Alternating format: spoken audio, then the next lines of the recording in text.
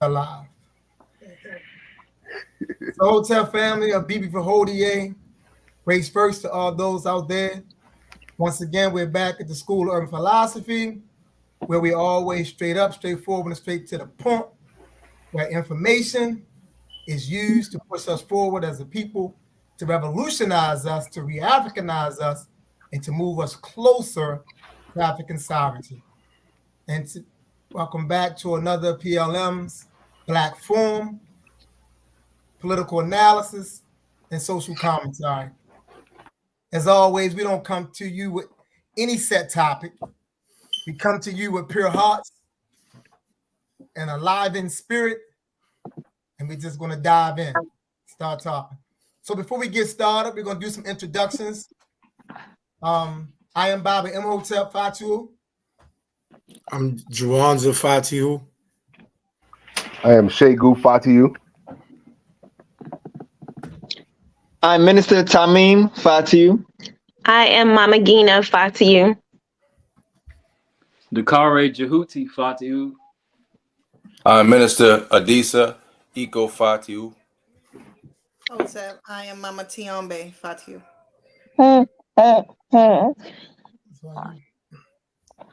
Hotep, I'm Mama Ife Fatu. How y'all feeling tonight, family? I'm talking to you guys. Strong. You got turned up, Bob. I need a back rub. Man, I've been waiting for this since last week. I'm waiting since last week. We fired up. We fired up. Okay. Fired up. All right, let's fire up. So let me see. What I want to put out there tonight. I'm gonna tell you how I feel right now. I feel liberated. And I'm gonna tell you why I say I feel liberated. Because my mind is free. My mind is untainted, and my mind is not controlled. I'm no longer under the control of this demonic society. I've broken free of it. So I walk liberated, I feel strong.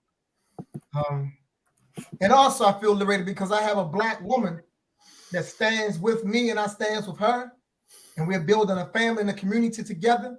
And because of that, it allows me to feel that much more freer, because I know and understand that when a Black man and a Black woman come together and they build for eternity. They build communities, and they build legacies, they build traditions, they build philosophies, they build institutions. And as long as I'm standing on this earth, I'm going to be in this complementary relationship with this Black woman. And that brings me to my topic, actually, what I want to talk to you guys about now. It just came to me. So let me put this question together. How important is a complementary relationship in relation to African sovereignty?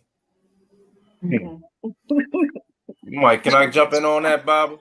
Because I don't want us to just hit one part of it, right? Pay attention to what I'm saying. Like, how important is a complementary relationship in relation to African sovereignty? Okay, let's get into it. If I can chime in on Bible, I appreciate it. Yes, sir. It's something that I always say, right? I said one of the most revolutionary things you can do is build a Black family, right? Because when we look at bringing about sovereignty, we're looking at the mentality of the people. So when you have a man and woman that come together to create a household that is geared towards the cultural upliftment of a people, we become a beacon and an example for the possibility of being able to build powerful communities. Because when you look at a community is nothing but a collection of families. So when a community is in ruin, it's because the families are in ruin. And if the families are in ruin, that means the individuals that are inside of those families are in ruin. When we strive as individuals reaching for a complement to be able to build solidness, we create a family image.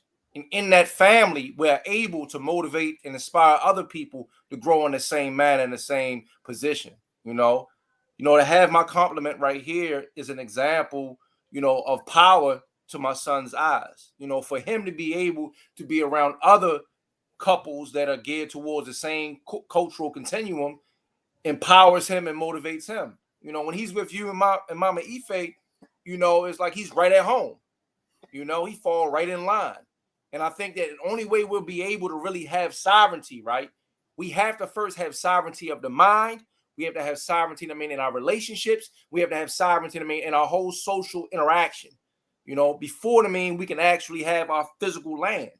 You know, but the problem is that people don't want to work on self. That's what I see the problem is. You know, we're so quick to blame the other person for why we're not happy or why we don't have, but we don't want to do the due diligence of doing the work on ourselves so we can be what it is to complement something, so we can grow to have something that is real and significant. And I'm gonna leave it right there. Peace. That's beautiful. Anyone else want to add to? Yeah, I'll add something. Yes, sir. So I want to start out first by, just basically defining African sovereignty for those who may not know. The way I like to say it is building a Black empire. So basically, it's talking about Black people controlling Africa for the interests of Black people everywhere in the world, because we need a headquarters. Wherever you find us at in the world, we need to be protected and supported by that headquarters, so that if anything happened to us, Africa is coming. If we need anything, Africa is coming. And so basically, the man and the woman have always existed side by side to create power, because that's how you get people in the first place. We come from parents. And so at the end of the day, we know that the man is talked about to be the protector and things like that. Okay, I'm gonna focus on one quality for each. So in the aspect of protection, the men's supposed to be out in the community, because we are the first line of defense for the community. Not saying women don't protect, because they do. We know they warriors, but the men gotta be the first to go out. So that's why we gotta be out in the community, out there as a force together, and at the same time engaging our young brothers that's out there as well, because it's an innate sense inside of them, and that's why they out there on the block. Not saying that what they're doing, everything they're doing out there is positive, but at the end of the day, they're out there because naturally men's supposed to be out there seeing what's going on and making sure nothing is coming into the community. In the aspect of the women, our women are known for being negotiators and business savvy, because in traditional sense, they used to run the markets. And so I had an example in my mind when I think about negotiation. So like when, say for instance, a son has a science project and it's late at night, the mom is trying to help him, his head falling down, he falling asleep and stuff. His mom going to her magic bag. She say, look, baby, I got some styrofoam balls. Look, we get ready to build a solar system. They go to work, they painting the balls and everything. And so by the time he wake up and go to school in the morning, that thing looking real sharp. He get to class and his teacher like, you ain't do this by yourself. Who did this for you? And so when he get his grade back, that thing say redo. It don't say A+, it say redo. And so he go home and his mom say, how you doing your project, baby? How we do? The teacher said, I gotta redo it. She said, what? Oh no, I'm going up to that school. And he sighed because he know how his mom do. She get up to that school, she have a talk with the teacher. And when the teacher come back in the room, the teacher eyes is fat, walking in like a zombie. Mm-hmm. And next thing you know, the boy get his paper back and it say A+. The son get home and he say, mommy, what you say to that teacher? She gave me an A+ like she was supposed to. He said, don't worry about it, baby. I negotiated. That's how our women do. They've always been like that. And if you look at any Black mother, they always move like that. And so when you put together that dynamic force, and I'm just talking about two qualities, negotiation and protection. When you put that together, we can build towards that Black empire that we need for our people. And so I'm gonna leave it at that. Hotel, who up next, man? Hotel family. Keep in mind, I want us to think about, because I want us to link the importance of the complementary relationship to sovereignty. Yes. Because, and I'm gonna tell you my reason for that, because we talk about sovereignty a lot, and we talk about relationships a lot. What is the relationship between a complementary relationship and sovereignty? Because we can't pull that out, we can't draw that out as a people and paint that picture so others can truly understand it. We're gonna always struggle in the area of building those types of relationships that will understand that. So on you, Sagu. Yes, that's what I wanted to like point our attention towards, because when you're dealing with a complementary relationship and you're dealing with sovereignty, and a full development is the actualization of power. And when you have the woman and the man together, the woman enhances the man and the man enhances the woman. And when you have a complementary relationship between the man and the woman, they enhance the community, in which the community enhances the nation. So it's a process which is developed between the man and the woman that allows them to build community that eventually develops into African sovereignty. But the thing is that I wanted to mention is back to what Baba Imhotep mentioned early on about feeling liberated. You know what I mean? The ability to create, the ability to do the work, to be progressive, to build, construct. You know what I mean? And when you're in a complementary relationship, it creates the soil for you to be able to evolve in such a capacity to build towards African sovereignty.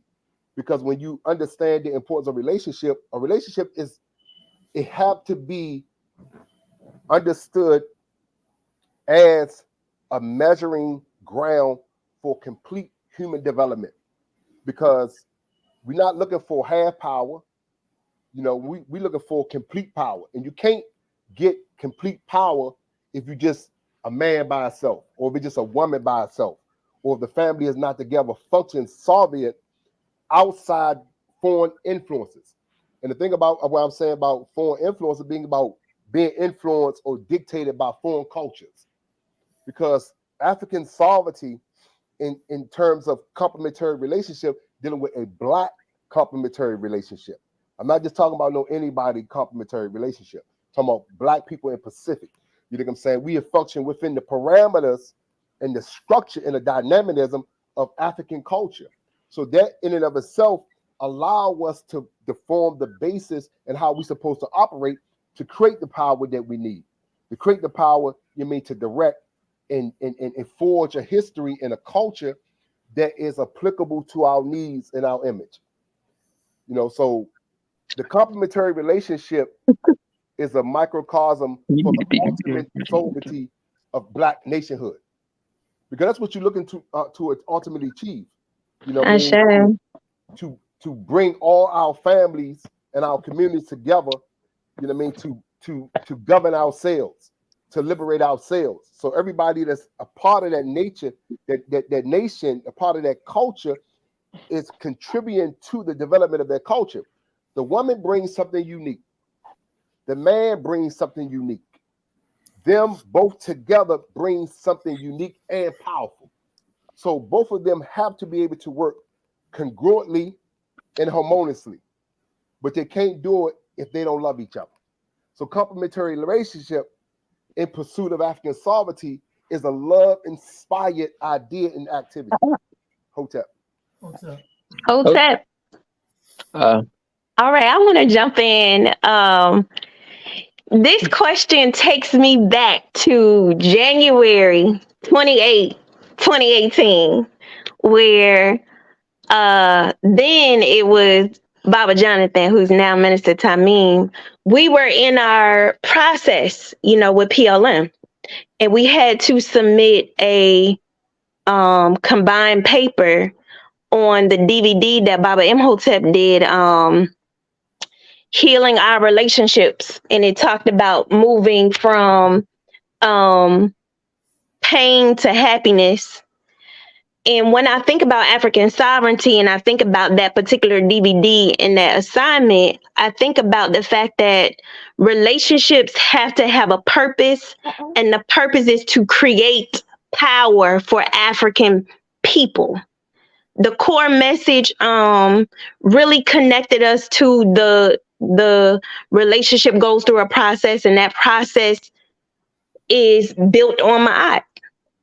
So not only are we building African power, as Baba Segu was saying, but we're also using core values, shared value systems. We're bringing ourselves through a process where we're socializing amongst the elders, We're being guided by our elders in a process.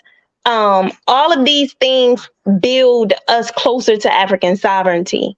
You know, a relationship has to have a mission statement. You know, during that process, we created what is our shared mission? What is our family unit going to contribute to advance our people towards African sovereignty? That's a mindset that you have to have when you're talking about a complementarity relationship. That's an aspect of it. What you want to share, Bobby? Greetings, y'all. So, when I think of sovereignty, it's a long-term game. It's a long-term objective. And since you're dealing with a long-term objective, you need a long-term system that's in place to reach that objective. The relationship is that system that's going to enable you to reach that long-term objective. Just as much as we have our baby girl right here with us in this live, this complementary relationship is geared towards raising her in such a way that she can continue to that next stage. So wherever Mama Gina and I, wherever we leave off in our transition, she picks up the torch to keep it going. Hotep. It's about reciprocity. Yeah, let me pop in here. I want to add something to you, all the things that you have laid out. When I think about it, the complementary relationship is like, I think Baba say cool hit it.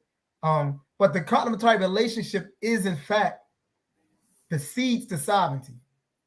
So it's the seeds to sovereignty, and it's the symbol of what sovereignty is going to be. Because in a nutshell, if we can't manage, grow, develop, expand a relationship between a man and a woman, realistically, we're not even in a position to manage a nation.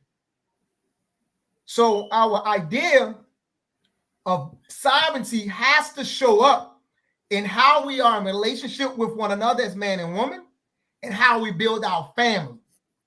So the idea of sovereignty has to be there.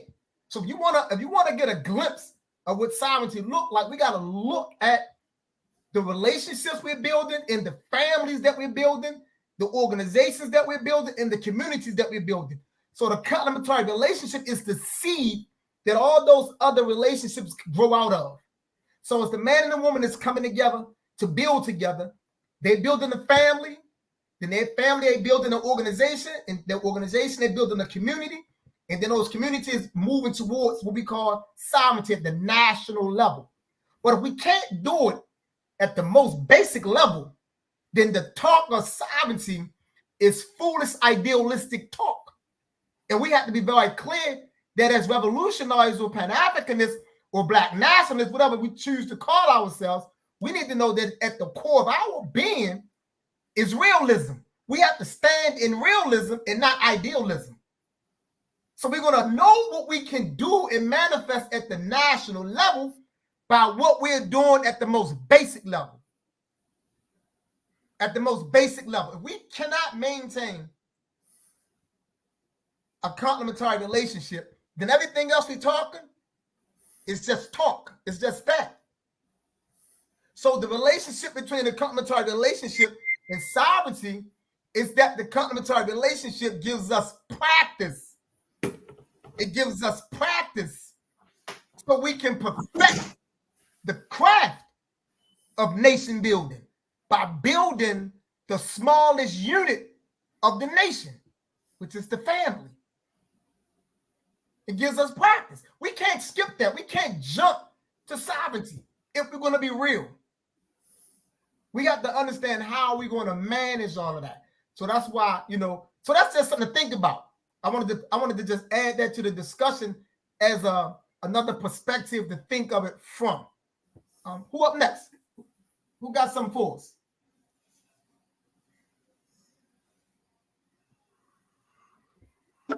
I'll say something, Bob. Again, I look at my my compliment and the support that she gives me in doing the work lets me know that I'm on the right path. You know, doing ADP with the boys, spending hours with them, doing trips with them, going places, her being supportive, her trying to find a place to be able to fit in to support and help, and her actually doing work and showing up in the capacity of building towards the nation. It speaks to the possibility of what we're trying to develop, right?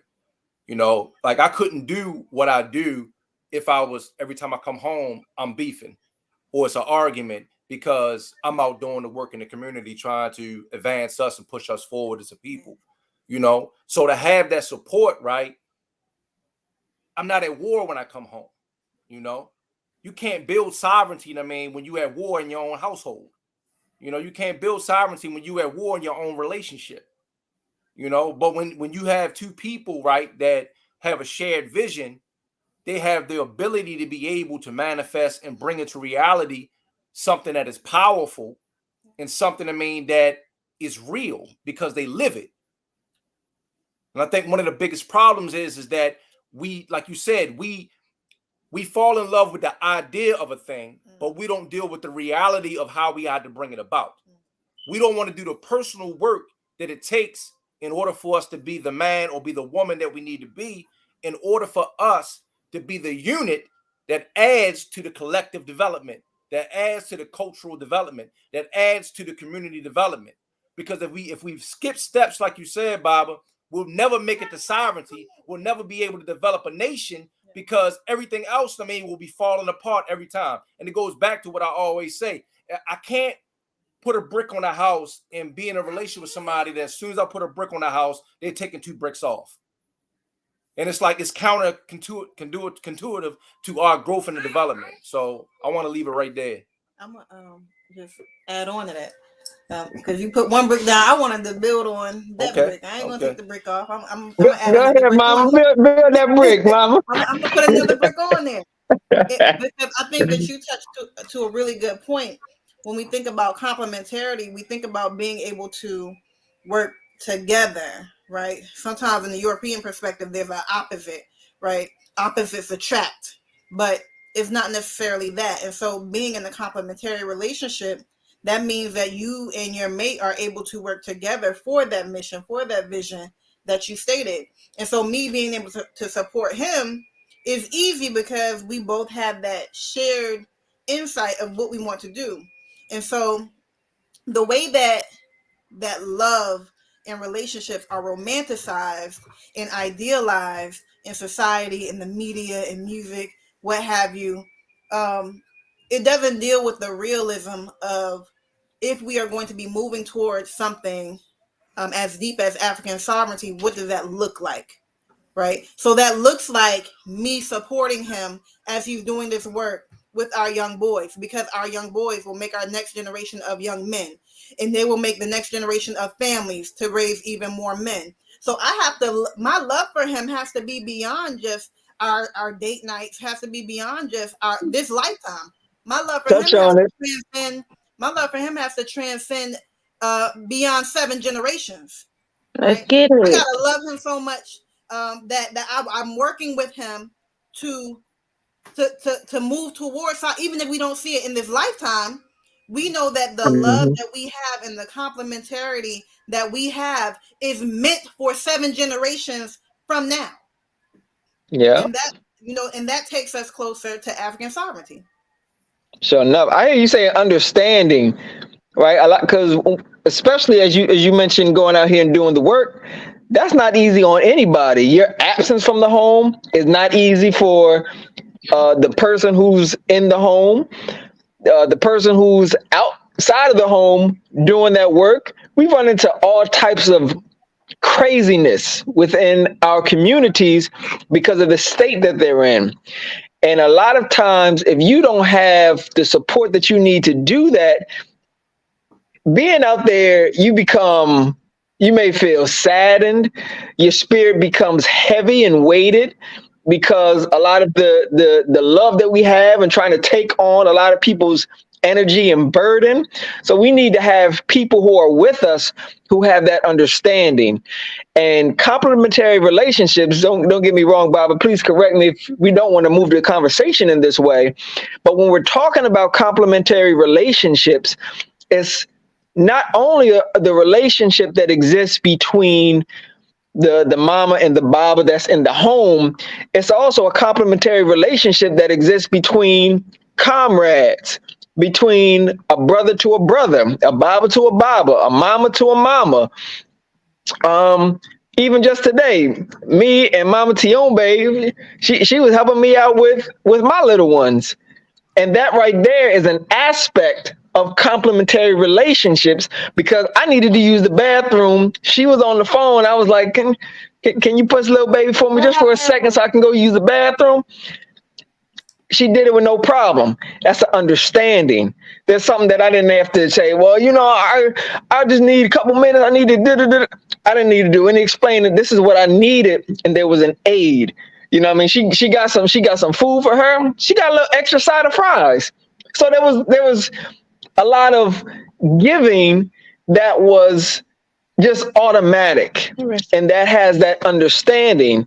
And with that understanding, we can begin to build and to grow, and we have comfort with each other because we build that love for each other because we've been there for one another and been through some things. So, oh, don't be getting all emotional.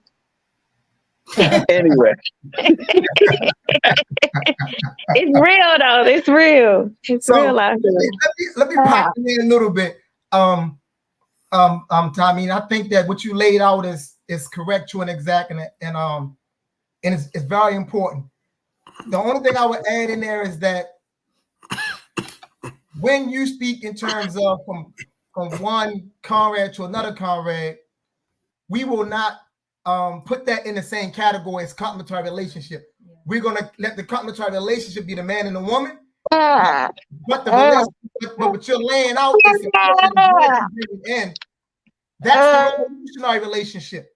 That's the camaraderie, right? So which is equally important. You know what I'm saying? We need the camaraderie, we need the revolutionary relationship, because we don't have that, like you say, because each of us got to exit our homes. We have to leave our wife sometime, the wife have to leave the husband, and we do rely and need those other people to be able to step in and play a part. That's those revolutionary bonds that can only be forged through struggle. Right? We can't forge it no other way. Only in struggle. Only when it's tense. It's when it's forged. Only when what we say we believe in is tested and challenged. Only when I say I love you, now I have to prove that I love you because something cropped up. That's how you build it, right? We can't build it no other way.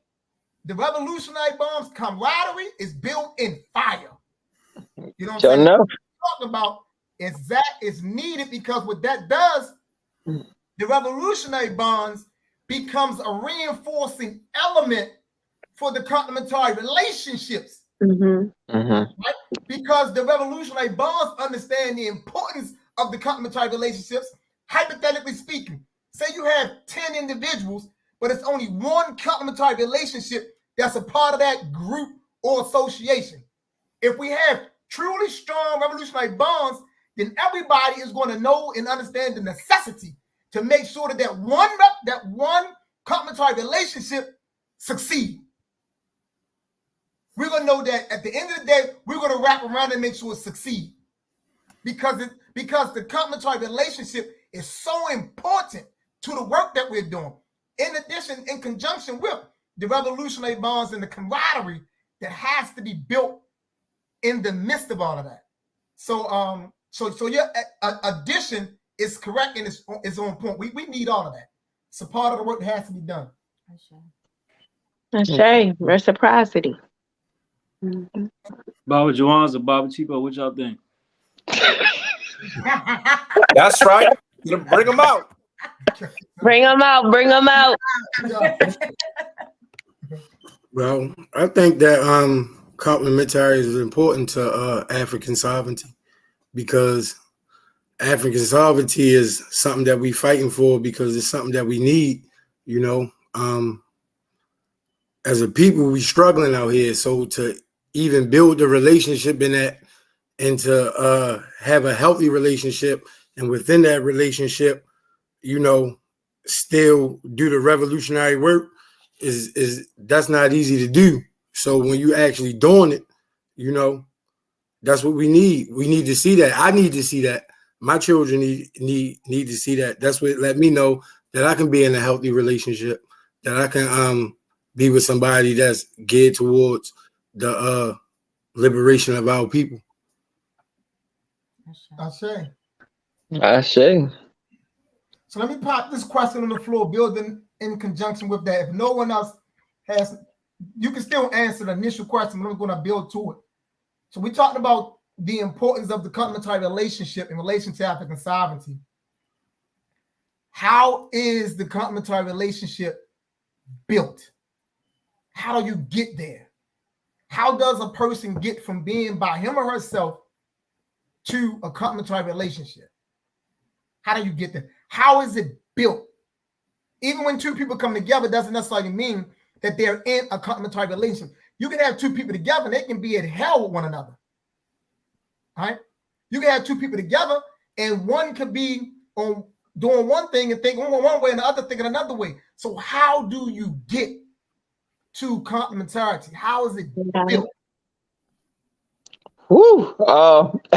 So speaking of which, I was in a non-complementary based relationship with a sister, and we both thought or believed that we shared the same views or the same ideology, but there was a lot of clashing, which indicated that it was not a complementary relationship. So when it came to actually building a complementary relationship, one of the things that worked for me and Mama Gina here was the capacity or the willingness to submit yourselves to the instruction of elders, people who have been in complementary relationships, to follow the lesson that was given, and to go through a series of steps and stages of going through a struggle with one another, minor struggles, and getting a chance to know one another, and to have certain experiences with one another, but then being able to reflect on those experiences. So I'm gonna put that on the floor for myself. Did you want to do it, or you want to? I'm good. Y'all doing good. Y'all All right. and rolling. All right. So I look at myself, Baba. I'm the type of man that I realized that I needed to look at everything that I needed to work on first before going into a relationship. Before getting to know someone, I had to have a healthy relationship with myself.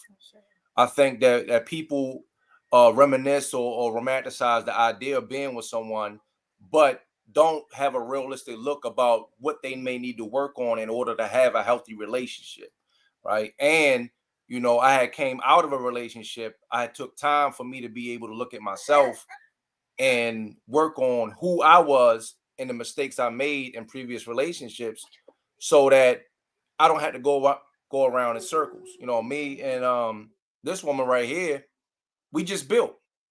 We had an opportunity. She went to Africa for 9 months, and all we did was we studied together, we talked, we built, and we focused on just the worldview. And the thing that always brings me back to humbling myself is I look at our way. You know, I look at our culture. You know, and then when I feel like that my foundation is a little shaky, I go to my elders. I go to the person, I mean, that, you know, that I see that's in a healthy, thriving, growing, beautiful relationship that I honor for advice. You know, I go to Mama Ife, I go to you, Baba. You know, I come to you and I ask questions, and I take your words heavy because I honor them and I respect them. I think one of the things that we don't do is when we seek counsel and we don't get the yeses that we want, but we get the things that we need, we buck against it. We don't trust the process, you know, and I didn't trust the process one time, and I felt it. It hit me in the head, you know, and it kind of hit me so hard that you know, I kind of didn't realize that I needed to work on these things, you know. But I humbled myself, I got back up, and I worked on me.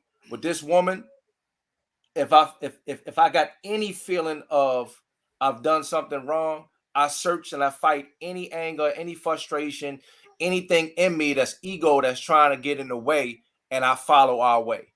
I use that as the measuring stick. I look at the principles of Mayat and use that as the measuring stick of guidance, of the check and balance, so that I can make the right decision. And if I'm unsure about something, I'll go to my elders. I'll go to one of the people that I know that's not in an unhealthy relationship. Because that's one of the things we do. We'll go talk to somebody that is unhappy and try to get advice and wonder why we get this tainted information. You know, I go to people that I see that are happy, people that I see that are striving, people that I see that are growing, because I know they're going to give me information that's coming from the best place, because they are actually in the best place, spiritually, mentally, emotionally, and physically, you know. And that's the importance of us having complementary relationships, because those that are single, that are trying to find a complement, who do you think they're going to get their advice and counsel from? It's going to be those complementary relationships that they see that have gone through the fire and have rise and have become the examples that they need to lead and follow by. And I'll leave with that. Hotep. Good point. So I just wanted to add. You was gonna say something? No, I was going to just keep going. I was going to just say work. You know, it takes a lot of work to maintain a relationship. What was your exact question, husband? How to build it. Yeah. So it takes a lot of work, and I'm gonna build on what Sister Kavana put in the messages. She said studying, counseling, learning, communicating, and giving back. And I'm gonna start with the studying, because for me, for us, it was studying myself. You know, it was getting to know who I was at that particular time and what it was that I desired. And then it was studying him, you know, getting to know who he was at that particular time and where he was moving towards, and just making sure we come together like this, you know. And it wasn't an easy process, because it's two different people, it's two individuals coming together to make one whole. You know, you still got your individuality, but you coming together to make one whole, one mission, one purpose, you know. So we had to make sure we get on one accord.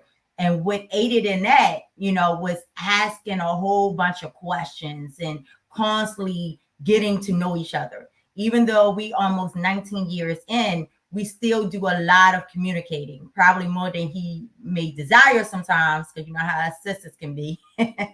But, you know, we do a lot of communicating, so I can just get to understand what direction, making sure we stay on purpose, we stay on our mission, you know. And who is he now? Because he evolves. It's things about him that are the same, you know. He essentially is the same person, but then it's things about him that evolve. It's so many things that he grown past since I met him in 2005. And the same thing for me, you know. So it's constant communication and constantly studying each other, ourselves, as well as the culture, to making sure we in alignment with the culture that we say we subscribe to, the culture we say we are practicing, the culture that we say we are walking in, and not just talking, not just regurgitating it to people when we see people, you know, and wearing it, but actually becoming that culture. We got to be able to study the culture. And what Baba Adisa had mentioned was, you know, talking to your elders. So whether it's your elders or just other community members, you know, whether it's other comrades that's in healthy relationships, talking to those and surrounding yourselves around people who think like that, couples who think like that, who's moving in that same direction, that's working towards African sovereignty, that's going to help sustain that union. Good. So real quick, I think Chipo was trying to jump in a while back. Were you trying to jump in, Chipo? You know, no pressure, but if you were trying to jump in, you know, now is that opportunity. Yeah. What's up, everyone? I definitely was trying to jump in, but that's the disadvantage of coming in later, because being on the like mind, brothers already got a lot of things I want had in my head out. But going back, I would like to say, dealing with already was said, but basically I had to say struggle.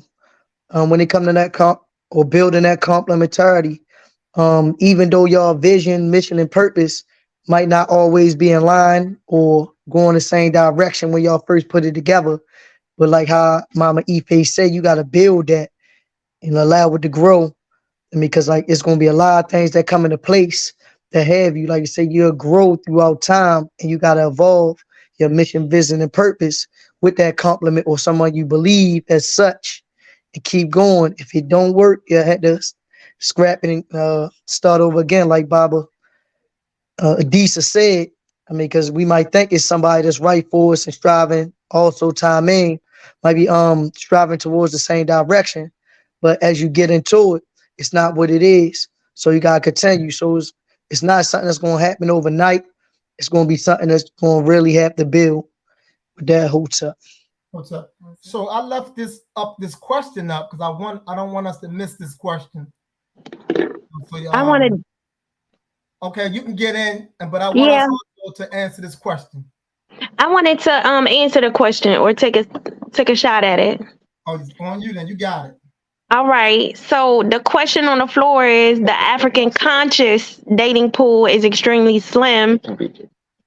How do we assist others in finding quality compliments? So first of all, I would say that we're going to come from an African-centered perspective because it's very different in when we talk about defining who we are. So we're definitely coming from an African-centered perspective. And when you talk about the dating pool, the people is out there. We got brothers and sisters out there. Those brothers and sisters first must anchor themselves within community. Those who are in community need to choose within community, build within community. When Bible was talking about that revolutionary bonding between comrades, that's where it begins. That's where Neely Fuller talks about asking 200 questions. You know, I remember Mama Frances Cress Welsing, she spoke about men when it's time to go into the whole courting phase, they should be over the age of 35. Certain values and studying our way will teach us how to be. The women that want to date need to have a clear understanding of what is womanhood. The men need to know what is manhood. When you are on the path of studying and retaining the information, getting the information from a centered perspective, that compliment is going to be right there along the walk with you, in the struggle with you.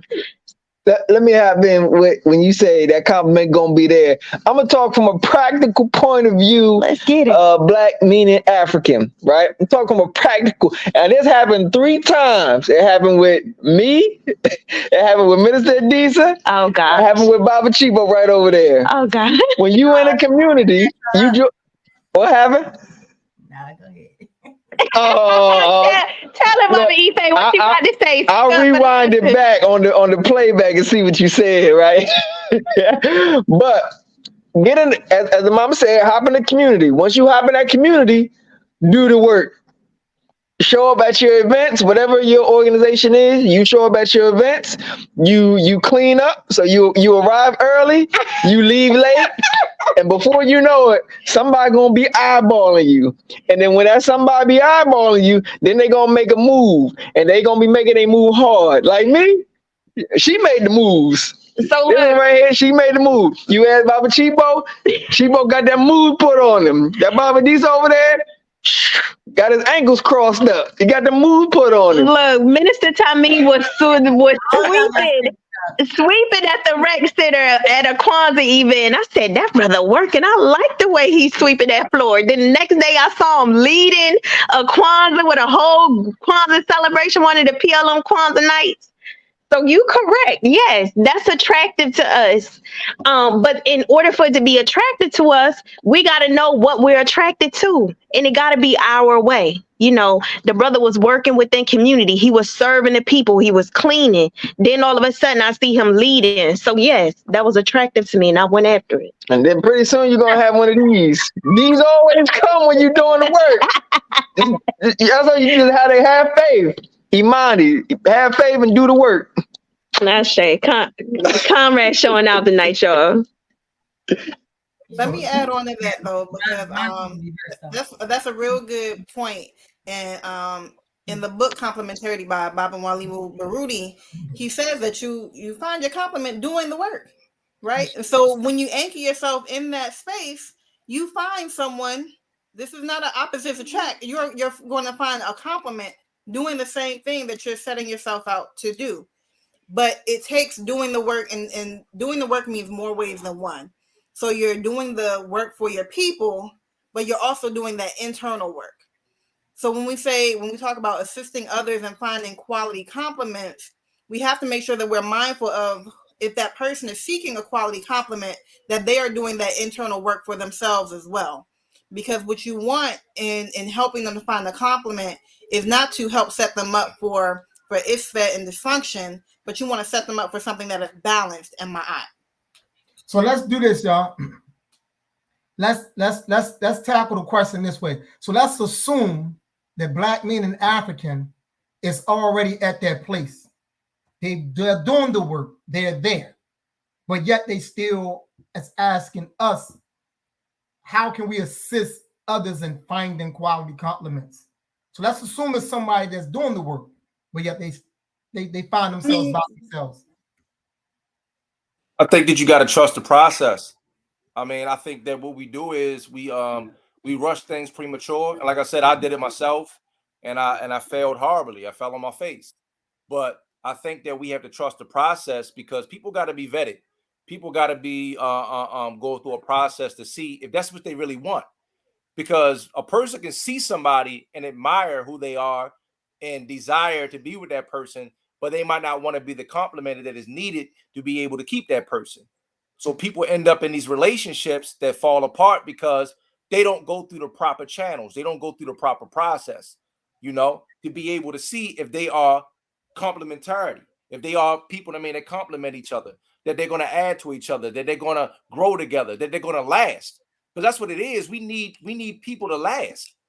People get in relationships, out of relationship, in a relationship, out of relationship, in a relationship, and then wonder why they're carrying all this bad energy, because they're not being successful, because they're not going through a process that aids them towards becoming successful, And a part of that process is helping to develop the African identity, to create that new African mind frame to be able to build towards the work, So I think that that's just what it is, Bob. They don't trust the process, or when the process comes down, they run from the structure. But the structure gives you stability. It gives you direction. It gives you guidance. We can't be afraid to fall in line and follow our way. And so, because Baba just highlighted another, just an addendum to that question, really specifying how do you all assist. And I think that what it looks like when you are just a tangible solution would be for you to connect and build relationships on your own, as if our future relies on you helping to create and nurture those bonds, right? You know what, sis? I know this really good brother who he's got this going for him. Be that matchmaker, right? And be okay with doing that, because sometimes we have to understand that when the people in our lives are in a relationship, it's not just those two in a relationship. Once they end up going through something, you get phone calls. You're gonna get that. Let me tell you what he did.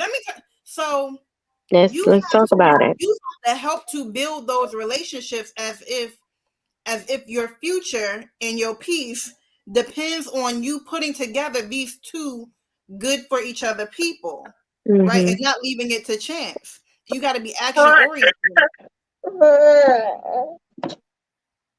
Papa Chipo. Thinking back from my personal experience, when my wife initiated everything with me, she went about the process of like the mama was just saying. She asked people all around. Asking people within the community about my qualities and things like that, or whatever it may be. And then once we did get to the point of actually trying to get together. We actually sat down, trying to learn one another. I mean, we removed a lot of the stuff that, I mean, people already do. Remove all that, getting caught up in the physical appearance and this, that, and the third. Well, as far as all the physical beauty and everything else, we're going beyond that. I mean, as far as like really getting to know each other for years, really over a year and some change or whatever it may be, and actually getting to know this person to see would we be beneficial, continue to move forward. Like we were saying, it was basically through the struggle. I mean, you get to know that person on multiple deeper levels before you continue to move forward. And how can we all assist?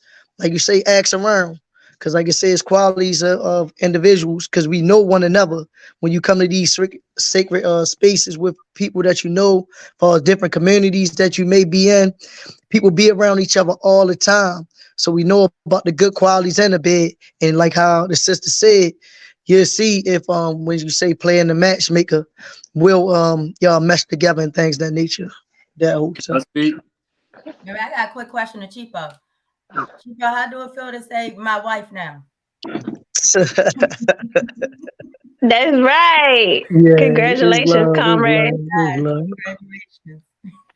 She's married now. Exactly. Who was trying to get in? You trying to get in the car? Yeah, that was. I was trying to get in. Okay. I knew it was one of y'all. So what I was going to say is that basically, it's what we've been doing, building community. Because I see that he said like, or she, whoever this black man in Africa said, how do you all assist us? Basically, we build community. That was the concept of PLM from the beginning, was to build a community so that when it's time for us to get with somebody, you're going through a process. Baba Chipo kind of talked about it a little bit, but it's like, it's not just going to be a random fishing. And then randomly we find out something happened in that relationship. It's like, nah, if y'all going to get together, it's going to be a meeting in the community, because whatever y'all two go through is going to affect everybody. And so at the end of the day, that's how it goes. You interested in somebody, okay, cool. If y'all going to be together, y'all got to go through this series of, commitments and demonstrations that you're going to be with that person, that you're going to stick with that person, and that you're going to be willing to grow. And so at the end of the day, that's how our ancestors did it. And so we just look into our ancestors, because that's what culture is about. Whatever they did, we do it and we build on it. And so that's essentially what we basically do. Cool. All right. I just wanted to add to the aspect of when you say, how do you all assist? And just share some practical things when it comes to talking to single folks, our people, telling them to observe. That's a resounding theme. So reserve, cut the sex out. A lot of people start humping and doing all types of stuff prematurely in a relationship. So cutting that out, being able to build vulnerability with the person that you may be interested in. And when we talk about, Bible talks about this in his manhood book, being intrepid. So African men and women have to be fearless, and it's not only against the enemy, but within our communities. So encouraging single folks to take a chance, to remove the trauma and the triggers from past relationships, dump all that. I remember one time, Baba Imhotep said, pretty much, this is like a clean canvas. He encouraged, he said, you want to know what? You've been in this relationship, you've been in that relationship. You can no longer do that. So there's a level of accountability that folks within the community have to give single folks. When you see single mothers, maybe they got 3-4 baby daddies. We have to say, hey sis, you need some stability. Do you need time alone? Do you need to go a year not being in a relationship or pursuing a relationship with someone else? How have you built your relationship with yourself? So we ask those sincere questions that allows the man and the woman to reflect. So it's those type of vulnerable conversations. It's accountability. That's how we can assist single folks. Cool. Good stuff. Who else want to add? Hotep. I was going to say some of the common reasons why I hear that people are single is that I hear women say that the brothers aren't faithful, You know, they out here lying, they not being trustworthy. I also hear brothers say that sisters have double standards. They don't want to open up and stuff like that. But a lot of those things are as a result of what has happened to us as a people. And it's just, it hasn't, we haven't done nothing about it yet. So if we start to study when we meet somebody that's worthy, and like everybody was saying, studying together was something that stood out to me, that everybody has said that spoke before me. When you start studying with a sister, or a sister starts studying with a brother, y'all basically studying with each other at the same time, and that'll help y'all get to know each other more on a more deeper level. And is more things to it than just getting to know each other, you know, what's your mother name and stuff like that, and getting into sex and stuff like that all fast. Y'all really getting to know each other on a deeper mental level to see if y'all even compatible to even move forward. So when you studying with somebody, that's very, very important. And I just wanted to say that. I say it's good, important. So I'm gonna take a shot at the back part of what the question says. It says, what are some of the common reasons they say are single for years? Why they are single for years? In my experience, what I realize is most people who I run across that are single for significant amounts of time, they're all, each and every one of them, have pointed to the other person. Each and every person that I have communicated with who have been single for a significant amount of time have always blamed the other person. They've always said that I was dealing with a bad person, I know no good dude or no good sister, blah, blah, blah, whatever it may be. They've all pointed to the other person. And this is what I say, and this is what I stand on. If you are at a significant age, and you keep bringing bad people in your life, the problem isn't the bad people. The problem is something that's in you that pulls them into your world. And until you are ready, willing, and able to look at whatever that darkness is that's in you, that's attracting darkness into your world, that's dimming your light, you will forever be in that type of darkness.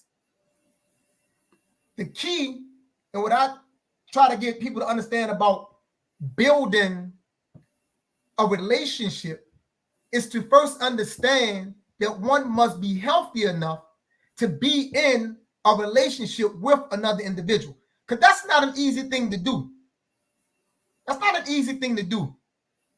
Most people seek relationships the same way a dope fiend seeks dope or a crackhead seeks crack.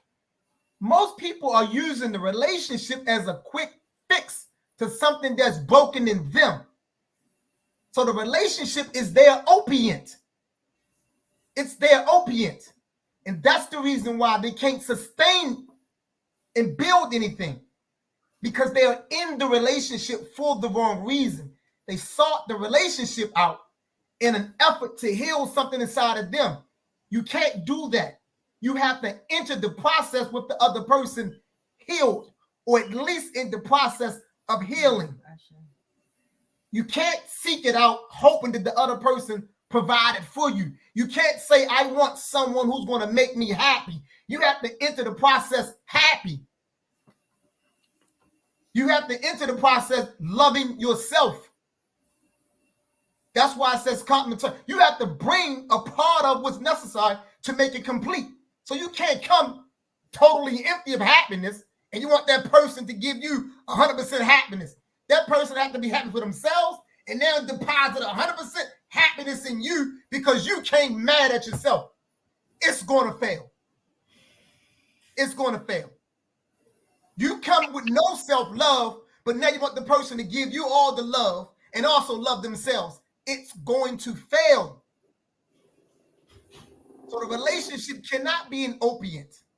It can't be a quick fix. It can't be a drug, how we are using it. So my advice to any individual is always, what's going on with you? What have happened to you? It's like in the when you're dealing with the people that quote unquote dealing with trauma or myopic experience, you know, the best approach is rather than what's wrong, the better approach is what happened. So when you see a brother out there on the street that's run down, and they might say, "Man, look, give me $1, man," and you might stop and look at him. You know, the better approach to get to that brother is like, what happened? Because what happens allow him to tell you his story. And when you hear his story, you can work with that. And that's like that's the approach that I take with the people that's not like, what happened? Like, yo, why are you about what happened? You know, because now you can tell me your story. And if you're ready to evolve and grow, you're gonna tell me an honest story. If you're not ready to grow, you're gonna lie to me.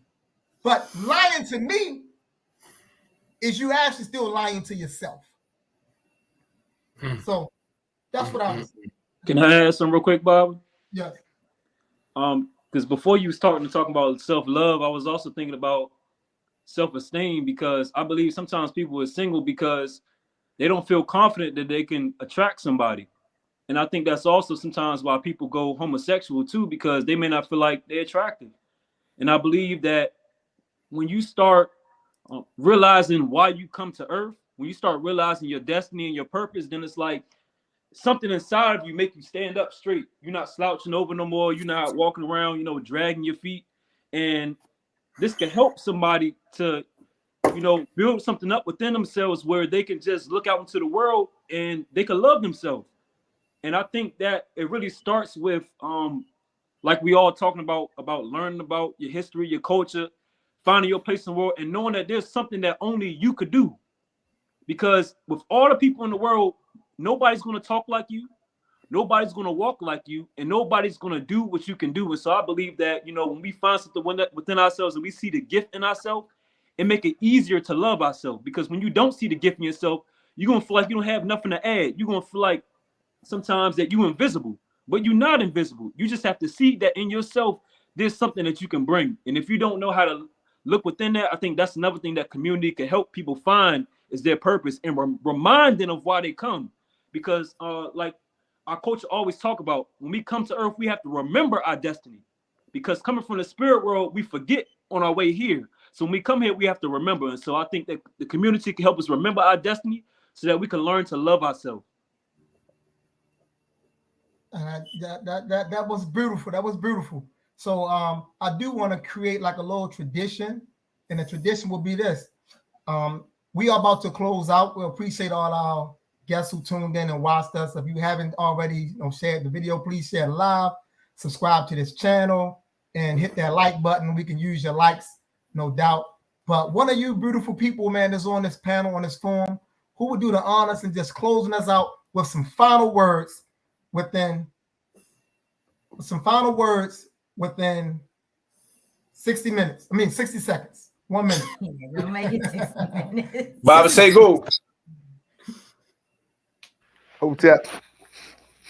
I want to say it was wonderful experience with you, brothers, and I want to thank the listeners, the brothers and the sisters that tuned in for the opportunity. To grow with us, to learn with us, to hear the information that we are spreading concerning our community, concerning ourselves in terms of relationship, and also where we want to go at as a people towards African sovereignty once again.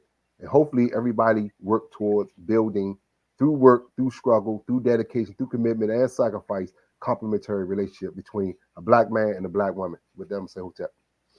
Hotep. To the black family. Peace to the black family. So as we close out, looking forward to this, all of you people, brothers and sisters who joined in with us, please join with us. I think our next scheduled platform, someone help me out, is October what? Help me out. Whatever the third Thursday is. Mama Third Thursday. What's that date? That's all I know, the first and the third. What's that date though? Hold on, We got you. So it's the 19th. The 19th at 9 p.m. sharp. We're gonna be back here once again as always. And before we close, my wife reminded me to make sure I announce to the group, announce to everyone that's watching us. My sixth book is out, the No More book, The Unified Field of Act Spirituality.